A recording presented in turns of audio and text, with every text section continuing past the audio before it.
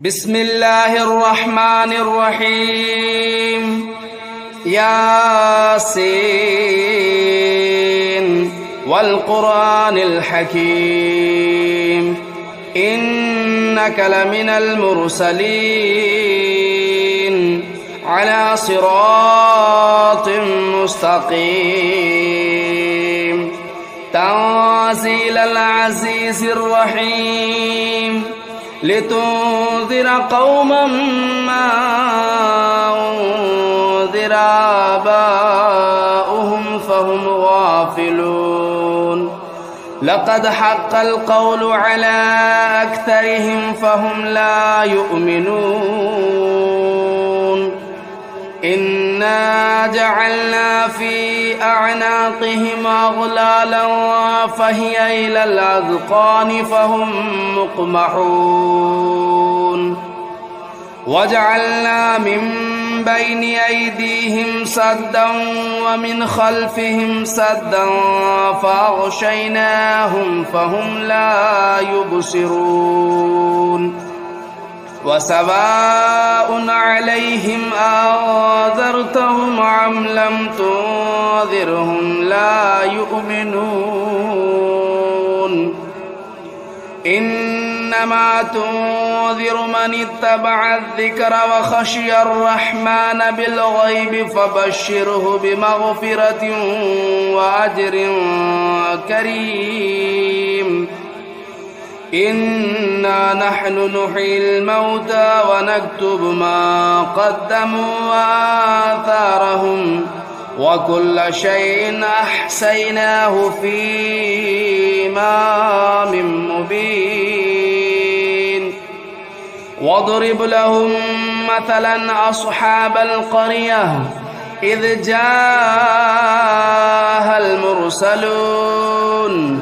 إذا أرسلنا إليهم اثنين فكذبوهما فعززنا بثالث فقالوا إنا إليكم مرسلون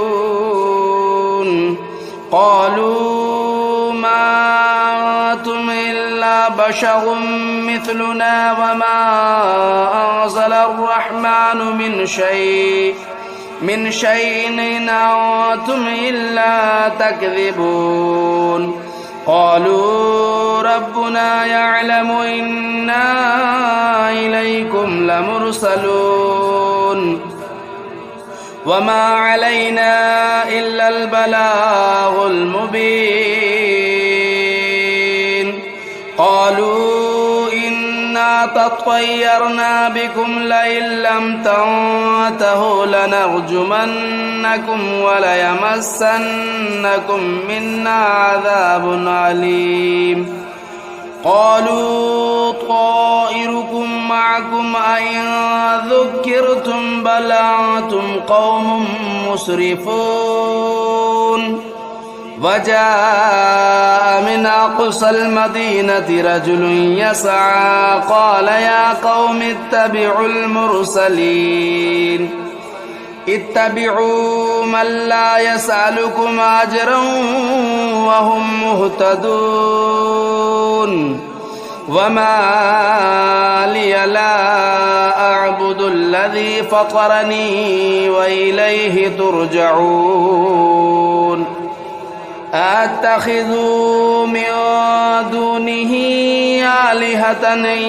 يردني الرحمن بضر لا تغن عني شفاعتهم شيئا ولا ينقذون إني إذا لفي ضلال مبين إني آمنت بربكم فاسمعون قيل ادخل الجنة قال يا ليت قومي يعلمون بما غفر لي ربي وجعلني من المكرمين وما أنزلنا على قومه من بعده من جود من السماء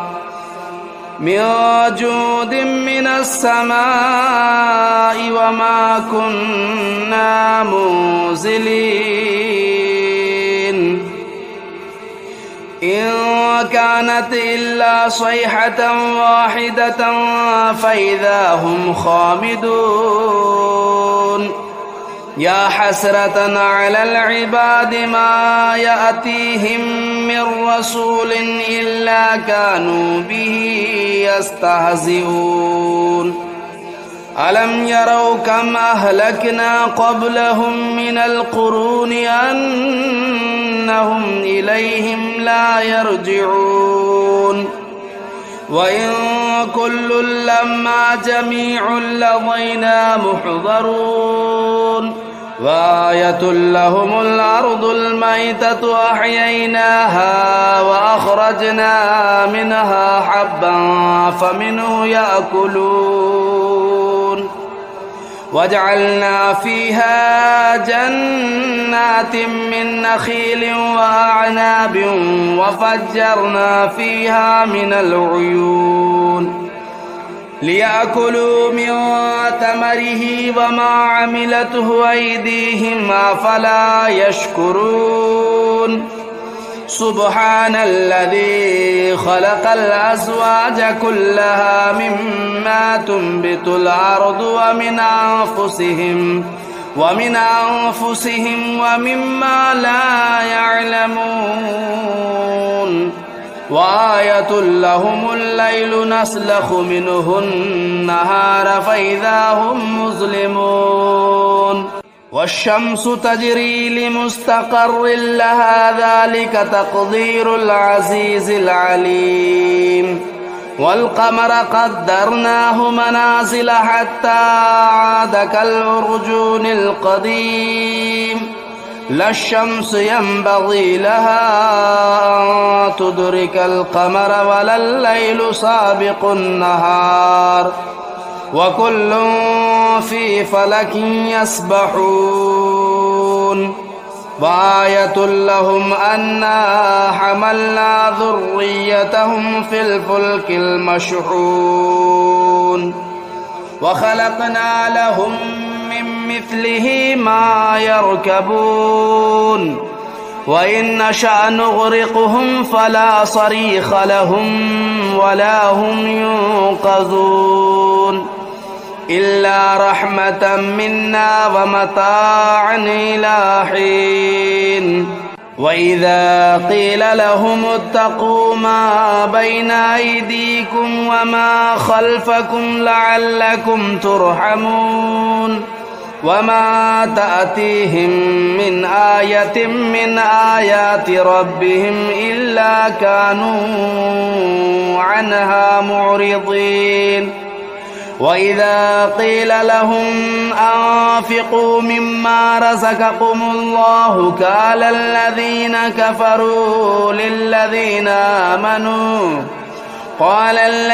كفروا للذين آمنوا أنطعم من لو يشاء الله أطعمه إن أنتم إلا في ضلال مبين ويقولون متى هذا الوعد إن كنتم صادقين ما ينظرون إلا صيحة واحدة تأخذهم وهم يخصمون فلا يستطيعون توصية ولا إلى أهلهم يرجعون ونفخ في الصور فإذا هم من الأجداث إلى ربهم ينسلون قالوا يا ويلنا من بعثنا من مرقدنا هذا ما وعد الرحمن وصدق المرسلون إن كانت إلا صيحة واحدة فإذا هم جميع لدينا محضرون فاليوم لا تظلم نفس شيئا ولا تجزون إلا ما كنتم تعملون إن أصحاب الجنة اليوم في شغل فاكهون هم وأزواجهم في ظلال على الأرائك متكئون لهم فيها فاكهة ولهم ما يدعون سلام قولا من رب رحيم وامتازوا اليوم أيها المجرمون ألم أعهد إليكم يا بني آدم ألا تعبدوا الشيطان إنه لكم عدو مبين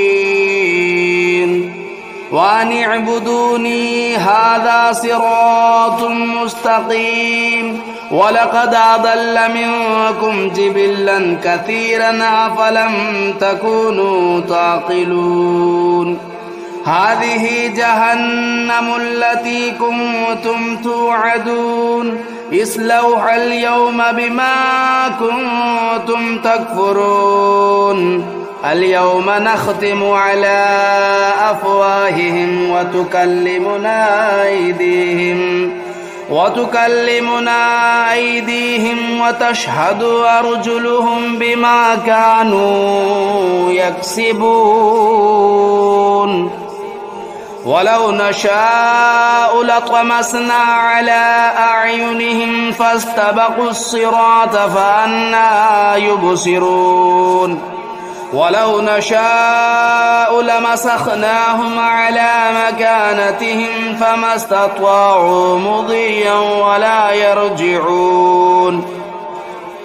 ومن نعمره ننكسه في الخلق أفلا يعقلون وما علمناه الشعر وما ينبغي له إن هو إلا ذكر وقرآن مبين لينذر من كان حيا ويحق القول على الكافرين أولم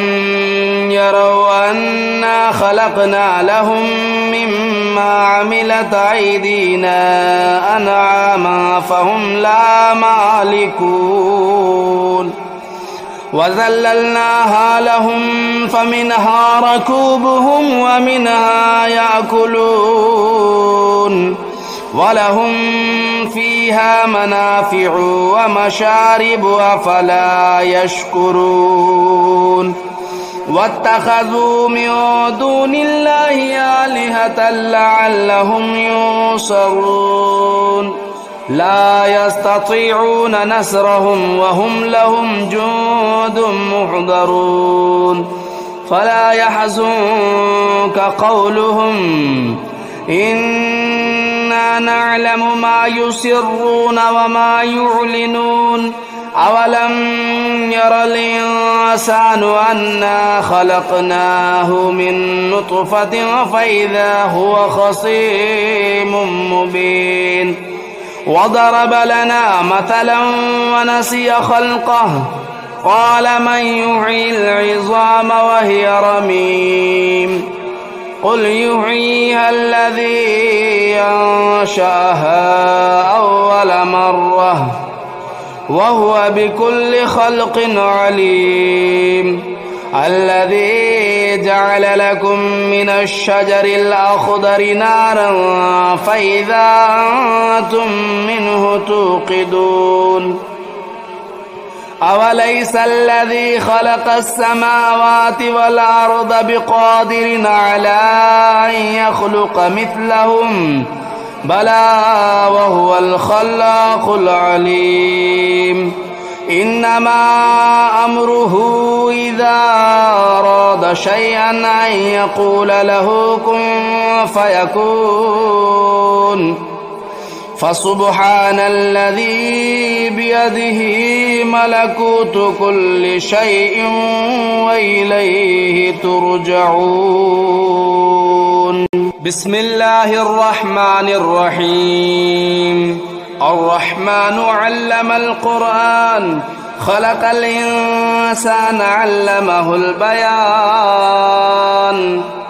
الشمس والقمر بحسبان والنجم والشجر يسجدان والسماء رفعها ووضع الميزان ألا تطغوا في الميزان وأقيموا الوزن بالقسط ولا تخسروا الميزان والأرض وضعها للأنام فيها فاكهة والنخل ذات الأكمام والحب ذو العصف والريحان فبأي آلاء ربكما تكذبان خلق الإنسان من صلصال كالفخار وخلق الجان من مارج من نار فبأي آلاء ربكما تكذبان رب المشرقين ورب المغربين فبأي آلاء ربكما تكذبان مرج البحرين يلتقيان بينهما برزخ لا يبغيان فبأي آلاء ربكما تكذبان يخرج منهما اللؤلؤ والمرجان فبأي آلاء ربكما تكذبان وله الجوار المنشآت في البحر كالأعلام فبأي آلاء ربكما تكذبان كل من عليها فان ويبقى وجه ربك ذو الجلال والإكرام فبأي آلاء ربكما تكذبان يسأله من في السماوات والأرض كل يوم هو في شأن فبأي آلاء ربكما تكذبان سنفرغ لكم أيها الثقلان فبأي آلاء ربكما تكذبان يا معشر الجن والإنس إن استطعتم أن تنفذوا من أقطار السماوات والأرض فانفذوا لا تنفذون إلا بسلطان فبأي آلاء ربكما تكذبان يرسل عليكما شواظ من نار ونحاس فلا تنتصران فبأي آلاء ربكما تكذبان فإذا انشقت السماء فكانت وردة كالدهان فبأي آلاء ربكما تكذبان فيومئذ لا يسأل عن ذنبه إنس ولا جان فبأي آلاء ربكما تكذبان يعرف المجرمون بسيماهم فيؤخذوا بالنواصي والأقدام فبأي آلاء ربكما تكذبان هذه جهنم التي يكذب بها المجرمون يطوفون بينها وبين حميم آن فبأي آلاء ربكما تكذبان ولمن خاف مقام ربه جنتان فبأي آلاء ربكما تكذبان ذواتا أفنان فبأي آلاء ربكما تكذبان فيهما عينان تجريان فبأي آلاء ربكما تكذبان فيهما من كل فاكهة زوجان فبأي آلاء ربكما تكذبان متكئين على فرش بطائنها من استبرق وجنى الجنتين دان فبأي آلاء ربكما تكذبان فيهن قاصرات الطرف لم يطمثهن إنس قبلهم ولا جان فبأي آلاء ربكما تكذبان كأنهن الياقوت والمرجان فبأي آلاء ربكما تكذبان هل جزاء الإحسان إلا الإحسان فبأي آلاء ربكما تكذبان ومن دونهما جنتان فبأي آلاء ربكما تكذبان مدهامتان فبأي آلاء ربكما تكذبان فيهما عينان نضاختان فبأي آلاء ربكما تكذبان فيهما فاكهة والنخل والرمان فبأي آلاء ربكما تكذبان فيهن خيرات حسان فبأي آلاء ربكما تكذبان حور مقصورات في الخيام فبأي آلاء ربكما تكذبان لم يطمثهن إنس قبلهم ولا جان فبأي آلاء ربكما تكذبان متكئين على رفرف خضر وبخري حسان فبأي آلاء ربكما تكذبان تبارك اسم ربك ذو الجلال والإكرام بسم الله الرحمن الرحيم تبارك الذي بيده الملك وهو على كل شيء قدير الذي خلق الموت والحياة ليبلوكم أيكم أحسن عملا وهو العزيز الغفور الذي خلق 7 سماوات طباقا ما ترى في خلق الرحمن من تفاوت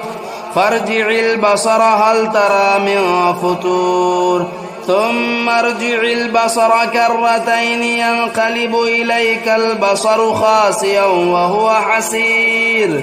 ولقد زينا السماء الدنيا بمصابيح وجعلناها رجوما للشياطين وأعتدنا لهم عذاب السعير وللذين كفروا بربهم عذاب جهنم وبئس المصير إذا ألقوا فيها سمعوا لها شهيقا وهي تفور تكاد تميز من الغيظ كلما ألقي فيها فوج سألهم خزنتها ألم يأتكم نذير قالوا بلى قد جاءنا نذير فكذبنا وقلنا ما نزل الله من شيء إن أنتم إلا في ضلال كبير وقالوا لو كنا نسمع أو نعقل ما كنا في أصحاب السعير فاعترفوا بذنبهم فسحقا لأصحاب السعير إن الذين يخشون ربهم بالغيب لهم مغفرة وأجر كبير وأسروا قولكم أو اجهروا به إنه عليم بذات الصدور ألا يعلم من خلق وهو اللطيف الخبير هو الذي جعل لكم الأرض ذلولا فامشوا في مناكبها وكلوا من رزقه وإليه النشور أأمنتم من في السماء أن يخسف بكم الأرض فإذا هي تمور أم أمنتم من في السماء أن يرسل عليكم حاصبا فستعلمون كيف نذير ولقد كذب الذين من قبلهم فكيف كان نكير أولم يروا إلى الطير فوقهم صافات ويقبضن ما يمسكهن إلا الرحمن إنه بكل شيء بصير أمن هذا الذي هو جند لكم ينصركم من دون الرحمن إن الكافرون إلا في غرور أمن هذا الذي يرزقكم إن أمسك رزقه بل لجوا في عتو ونفور أفمن يمشي مكبا على وجهه أهدى أمن يمشي سويا على صراط مستقيم قل هو الذي أنشأكم وجعل لكم السمع والأبصار والأفئدة قليلا ما تشكرون قل هو الذي ذرأكم في الأرض وإليه تهشرون ويقولون متى هذا الوعد إن كنتم صادقين قل إنما العلم عند الله وإنما أنا نذير مبين فلما رأوه زلفة سيئت وجوه الذين كفروا وقيل هذا الذي كنتم به تدعون قل أرأيتم إن أهلكني الله ومن معي أو رحمنا فمن يجير الكافرين من عذاب أليم قل هو الرحمن آمنا به وعليه توكلنا فستعلمون من هو في ضلال مبين قل أرأيتم إن أصبح ماؤكم غورا فمن يأتيكم بماء معين